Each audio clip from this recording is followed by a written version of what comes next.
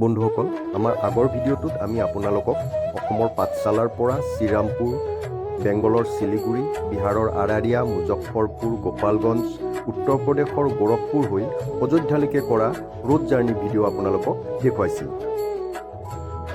আজিৰ এই ভিডিঅ'টোত আমি অযোধ্যাত ষ্টে কৰা সময়খিনিত কৰা ৰামললা মন্দিৰ দৰ্শন আৰু অযোধ্যাৰ এটা ভিজুৱেল টুৰ দেখুৱাবলৈ চেষ্টা কৰিছোঁ। ইয়াৰ উপৰিও অযোধ্যাৰ ষ্ট্ৰীট ফুড এক্সপ্ল'ৰ কৰা সময়খিনি কেমেৰাত ধৰি ৰখাৰো প্ৰচেষ্টা কৰিছোঁ।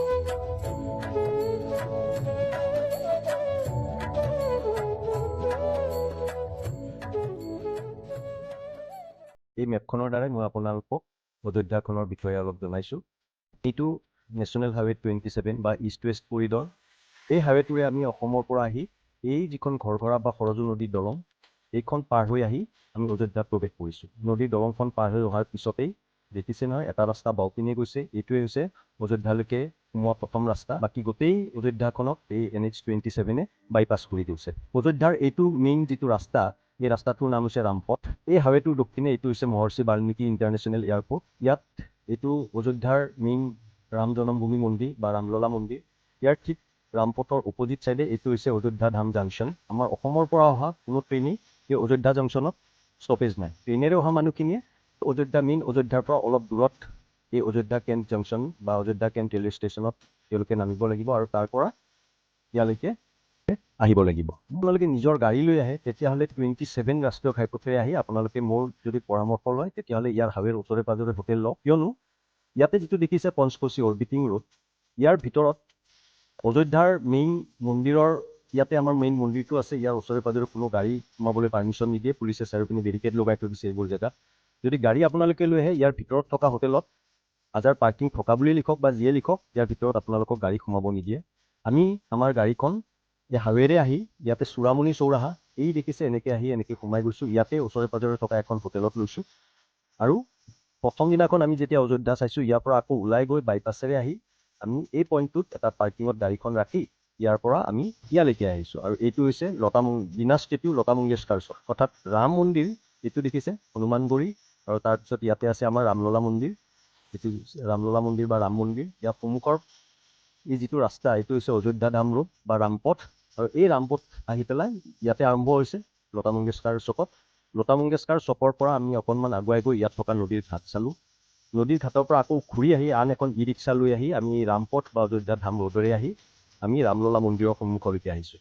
আৰু ৰামললা মন্দিৰৰ সন্মুখলৈকে আহি তাৰ পৰা আকৌ খোজকাঢ়ি আমি হনুমান মন্দিৰ দৰ্শন কৰিলোঁ। আৰু তাৰপিছত আমি এনেকৈ তুলসীনগৰ তুলসী উদ্যানখন ইয়াতে আছে, আৰু ইয়াতে খোৱা বোৱাখিনি কৰি পেলাই আমি আকৌ লতা মংগেশকাৰ চকৰ পৰা এনেকৈ ই ৰিক্সা এখন লৈ নিজৰ পাৰ্কিং স্পট আহি পালোঁ। আৰু পাৰ্কিং স্পটৰ পৰা আমি এনেকৈ হোটেল গুচি গ'লোঁ। পিছদিনা আমি যেতিয়া দৰ্শন কৰিবলৈ আহিছিলোঁ, সিদিনাখন আমি চূড়ামণি চৌৰাহা ওচৰত থকা আমাৰ হোটেলখনত গাড়ীখন থৈ আমি ই ৰিক্সা এখন লৈ এনেকৈ আহি আমি এই মন্দিৰটো ৰামললা মন্দিৰ, এই ৰামললা মন্দিৰটো দৰ্শন কৰিলোঁ। এইটো হৈছে ৰাম জন্মভূমি পথ। এইটো হৈছে মেইন এণ্ট্ৰি পইণ্ট মন্দিৰত। আমাৰ ওচৰত যিহেতু শীঘ্ৰ দৰ্শন আছিলে, এইটো হৈছে জেনেৰেল লাইন। ইয়াতে যদি আপোনালোকে পাছ লৈ নাহে তেতিয়াহ'লে আপোনালোকে এইটো ৰাস্তাৰে ভিতৰত সোমাব লাগিব। আৰু যদি আপোনালোকে পাছ লৈ আহে তেতিয়াহ'লে আপোনালোকে ইয়াত থকা এই যিটো পইণ্ট, এই পইণ্টটোৰে আপোনালোকে ইয়াত VIP পইণ্ট বুলি কোৱা হৈছে, চেকিং কাউণ্টাৰ হয়, আৰু এই পইণ্টটোৰে আপোনালোকে সোমাব লাগিব। এই মেপখনৰ দ্বাৰাই মোটামুটিকৈ আপোনালোকক অযোধ্যাৰ বিষয়ে জনালোঁ। এতিয়া বাকীখিনি আমি ভিডিঅ'ত আপোনালোকক দেখুৱাই আছোঁ। Good afternoon. 3টা বাজিছে আবেলি। অযোধ্যাৰ আচল মন্দিৰটো দৰ্শন আমি অহা কাইলৈ কৰিম। মন্দিৰ দৰ্শন কৰাৰ আগতে আজি সেইফাললৈকে ওলাই যাওঁ, আৰু ওলাই গৈ পেলাই কি দেখোঁ আৰু চাওঁ, আপোনালোককো দেখুৱাম। গতিকে বলক আজি ভিডিঅ'টো ইয়াতে ষ্টাৰ্ট কৰোঁ। অযোধ্যাত এইটো হৈছে লতা মংগেশকাৰ চক। ইয়াৰ পৰা আমি ভিতৰত সৰজু ঘাটৰ পিনে এতিয়া গুচি যাম। ইয়াত বজৰংবলীৰ দৰ্শনটো কৰি লওঁ।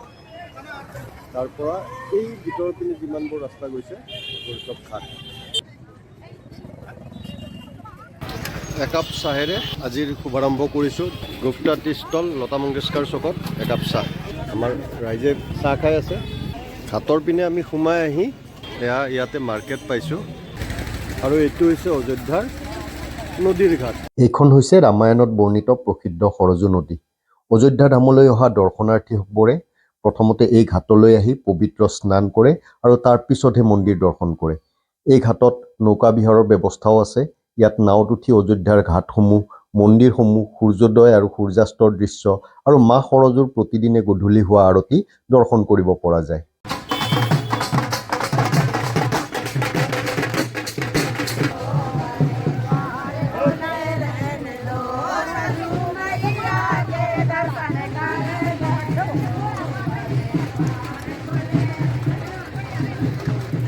হাতৰ পৰা ওলাই আহি এতিয়া আমি মন্দিৰ ৰোডত যাওঁগৈ। লতা মংগেশকৰ চকৰ পৰা আমি পশ্চিম ফালে মন্দিৰ ৰাস্তা এইটো। মন্দিৰ ইয়াৰ পৰা 1.5 পৰা 2 কিলোমিটাৰ ডিষ্টেঞ্চ। ৰাম মন্দিৰ। এতিয়া মন্দিৰ ৰাস্তাত যামগৈ। এইটো হৈছে NH-27 পৰা অযোধ্যালৈকে এণ্ট্ৰি কৰা ৰাস্তা।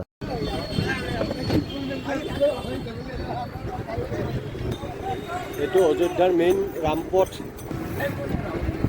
এইখন তুলসী উদ্যান, এইটো হনুমানগুৰি।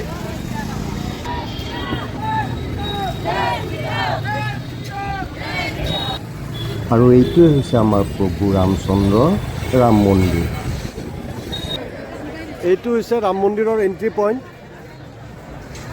মই অযোধ্যাৰ ৰাম মন্দিৰৰ একেবাৰে গেটৰ সন্মুখত। অযোধ্যাৰ ৰামপথ। এইটো অযোধ্যাৰ প্ৰসিদ্ধ হনুমানগুৰি মন্দিৰ। ৰাম মন্দিৰলৈকে অহা প্ৰতিজন দৰ্শনাৰ্থীয়ে প্ৰথমে হনুমানজীৰ ইয়াত দৰ্শন কৰি তেখেতৰ পৰা প্ৰভু ৰামচন্দ্ৰৰ দৰ্শনৰ আজ্ঞা লোৱাটো জৰুৰী বুলি বিশ্বাস আছে। হনুমানগুৰি মন্দিৰত গৈ হনুমান বাবাৰ পাৰ্মিশ্যন এটা ল'লোঁ যে আমি কাইলৈ ৰাম মন্দিৰ দৰ্শন কৰিম। হনুমানগুৰি মন্দিৰৰ পৰা ওলাই এতিয়া আমি গৈ আছোঁ এটা স্পেচিয়েল বস্তু খাবলৈ। আমাৰ টাৰ্গেট হৈছে মৌৰ্য মিষ্টান্ন ভাণ্ডাৰ। মৌৰ্য মিষ্টান্ন ভাণ্ডাৰত এটা স্পেচিয়েল চুইটছ খাবলৈ আমি গৈ আছোঁ। এইটো হৈছে বিভিন্ন ধৰণৰ ব্লগত আমি দেখা পাইছোঁ যে ৰাবৰি জেলেপি। ৰাবৰি জেলেপিনো কেনেকুৱা ধৰণৰ, এইটো টেষ্ট এটা কৰি চাই আহোঁচোন। আমি আহি পাইছোঁ মৌৰ্য মিষ্টান্ন ভাণ্ডাৰ। এইটো মোৰ হাতত ৰাবৰি জেলেপি। ৰাবৰি জেলেপি খাই আছে। টেষ্টটো কেনে হৈছে? ৰ'ব লাগেনে? মইহে খোৱা নাই, ৰ'ব।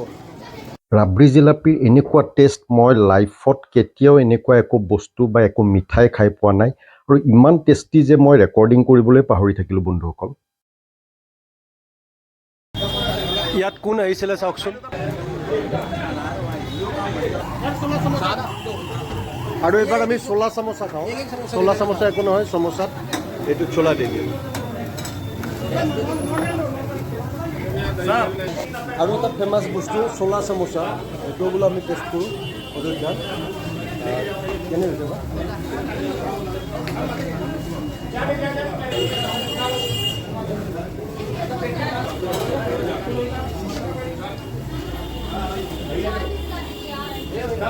বিৰাট টেষ্টি।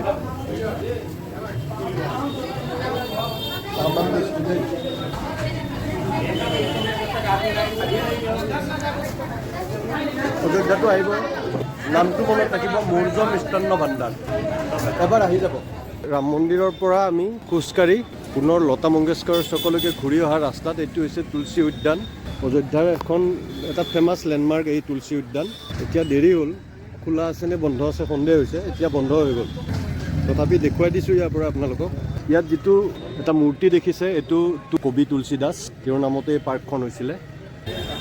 অযোধ্যাৰ খাদ্যৰ সন্ধানত এইবাৰ আমি আহি পাইছোঁ গব্বৰ পকৰা ভাণ্ডাৰ। ভেৰাইটিজ অফ পকৰা ইয়াতে বনাই আছে। চাওকচোন, মানুহৰ আৰামছে বহি পেলাই এটা পকৰা খাব লাগে। পকৰি খাই আছোঁ, গব্বৰ পকৰি।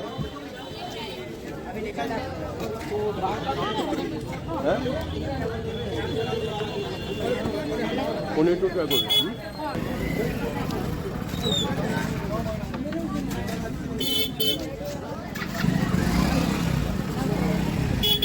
পকৰি খাই উঠি পেলাই অলপ কেশৰ দুধৰ কাৰণে আহিছোঁ। চাওঁ, গিৰ গৰু গাখীৰৰ পৰা বনোৱা কেশৰ গাখীৰ।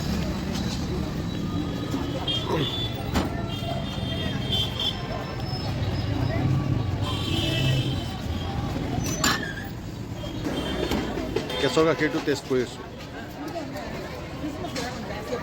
ঠাণ্ডাৰ কাৰণে প্ৰয়োজনীয়।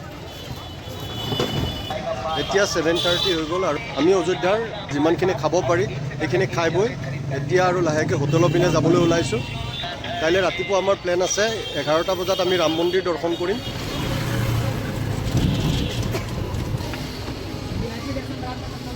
ৰাতিপুৱা আমি ৰাম মন্দিৰ দৰ্শনৰ কাৰণে আহিছোঁ। এইটো সুগম দৰ্শন কাউণ্টাৰৰ হেৰি। আমাৰ 11টা বজাৰ পৰা আছে দৰ্শন টাইমিং। আমি সুগম পাছ লৈ পেলাই আহিছিলোঁ আৰু সেইকাৰণে ইয়াত আহি গেটত যেতিয়া পালোহি তেওঁলোকে ক'লে যে আমাৰ এণ্ট্ৰি 10:30টাৰ পিছত হ'ব। চ' ভিতৰলৈকে মোবাইল চোবাইল নিয়াটো এলাউড নহয়, মোবাইল জমা কৰা কাউণ্টাৰ আছে আৰু সেইকাৰণে ভাবিলোঁ অকণমান আগুৱাই আহোঁ। এয়া আমি কাষৰ পৰিৱেশ ৰাম মন্দিৰৰ অযোধ্যাৰ মাজে মাজে আহি আছোঁ। পিছপিনে আমাৰ ৰাম মন্দিৰটো থাকি গ'ল, কুঁৱলীৰ কাৰণে একো দেখা পোৱা অৱস্থাতে নাই। সন্মুখত ৰজা দশৰথৰ ৰাজমহল একেবাৰে ৰাম মন্দিৰৰ কাষতে। যিহেতু আমাৰ হাতত অলপ সময় আছে আমি এইটো এপাক চাই যাওঁ। দশৰথ ৰাজমহলৰ ভিতৰত আছোঁ আমি, সেইফালে এটা গেট আছে।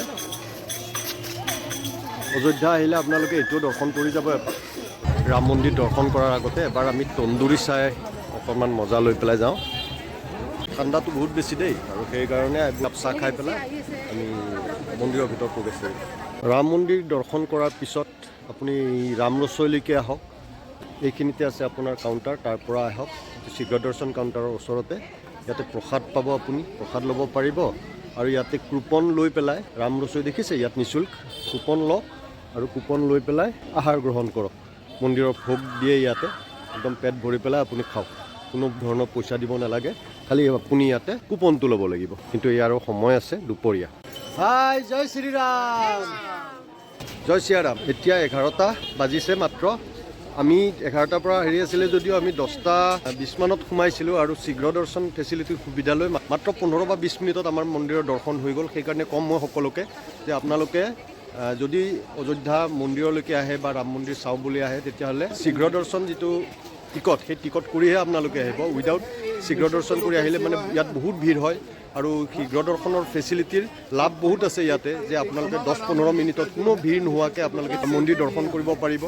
আৰু শীঘ্ৰ দৰ্শনৰ লাভ এইটো যে জেনেৰেল দৰ্শনত আহিলে অকল আপোনালোকে ৰামললাৰ দৰ্শন কৰিব পাৰিব, কিন্তু শীঘ্ৰ দৰ্শন কৰি আহিলে আপোনালোকে ৰামললাৰ দৰ্শনৰ লগে লগে ৰাম দৰবাৰো দৰ্শন কৰিব পাৰিব।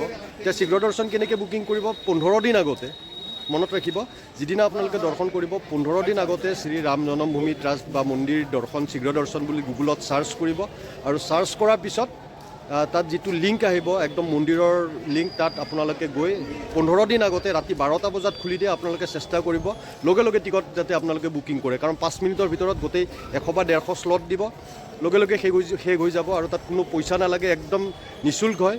খালি আপোনালোকে তাত নিজৰ ডিটেইলছখিনি দিব লাগিব। আৰু তেনেকৈ আমি দৰ্শন কৰিলোঁ যে আমি 15 দিন আগতে ইয়াতে ৰাতি 12টা বজাত একদম খুলি দিয়াৰ লগে লগে ৰেলৱে তৎকাল টিকট কৰাৰ নিচিনাকৈ আমি বুকিং কৰিলোঁ। মাত্ৰ 5 মিনিটৰ ভিতৰত আমি বুকিং কৰিবলগীয়া হৈছে। আমি শ্লটটো পাই গ'লোঁ, 5জন আছিলোঁ। তাত গোটেই আধাৰ ডিটেইলছ, বয়স, সেইখিনি মানুহখিনি সোমাই দিয়াৰ পিছত আৰু তেওঁলোকে সেইটো দৰ্শনটো কনফাৰ্ম কৰি দিব। আপুনি তাত দৰ্শন কনফাৰ্ম কৰাৰ পিছত আপুনি তাৰ এটা প্ৰিণ্ট আউট ল'ব লাগিব। প্ৰিণ্ট আউট লৈ আহি আপোনালোকে এই ইয়ালৈকে আহিলে এই পইণ্টটোতে আপোনালোকে তাৰপিছত বাকীখিনি গমেই পাই যাব। মোটামুটি এইখিনিয়ে। আপোনালোকে ৰাম মন্দিৰ আহিলে উইদাউট শীঘ্ৰ দৰ্শন টিকট আহিলে কষ্ট খাব, এনে কৰিব পাৰিব। ইয়াত অলপ ভিৰটো বেছি হয়। ইয়াতে ৰঘুপতি লড্ডু প্ৰসাদম কাউণ্টাৰৰ ইয়াৰ পৰা ওলাই আহিয়ে ইয়াতে আমি লড্ডু প্ৰসাদ লৈ ল'লোঁ। মন্দিৰ দৰ্শন কৰি প্ৰসাদ লোৱাৰ পিছত আমি অলপ ৰাস্তাৰ কেঁচা চানাৰ টেষ্ট ল'লোঁ আৰু আমি এতিয়া ওলাই এটা অবধি ডিছ মাটি চফা এটা টেষ্ট কৰিবলৈ গৈ আছোঁ। চাওঁ কেনেকুৱা লাগে খাই।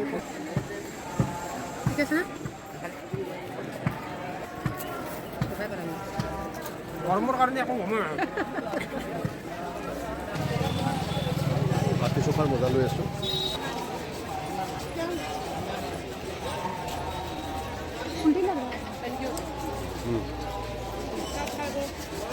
টেষ্টটো বঢ়িয়া দেই।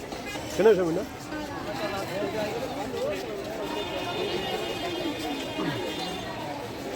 Test is very good.